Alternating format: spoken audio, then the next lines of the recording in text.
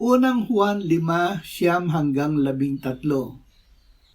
Kung tinatanggap natin ang patotoo ng mga tao, ay higit na dakila ang patotoo ng Diyos, sapagkat ito ang patotoo ng Diyos na siya'y nagpapatotoo tungkol sa kanyang anak. Ang sumasampalataya sa anak ng Diyos ay may patotoo sa kanyang sarili. Ang hindi sumasampalataya sa Diyos ay ginagawa siyang sinungaling, sapagkat hindi siya sumampalataya sa patotoo na ibinigay ng Diyos tungkol sa kanyang anak.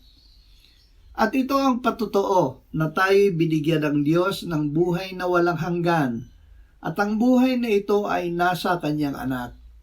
Ang kinaroroonan ng anak ay kinaroroonan ng buhay. Ang hindi kinaroroonan ng anak ng Diyos ay hindi kinaroroonan ng buhay. Ang mga bagay na ito ay isinulat ko sa inyo upang inyong malaman na kayo'y mayroong buhay na walang hanggan, kayo na nananampalataya sa pangalan ng anak ng Diyos. Kinaroroonan ng anak.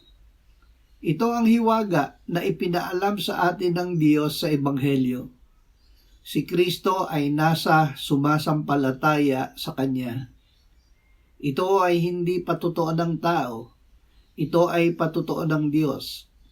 Ang mananampalataya ay binigyan ng Diyos ng buhay na walang hanggan dahil ang anak ay nananahan sa Kanya sa pamamagitan ng Espiritu Santo.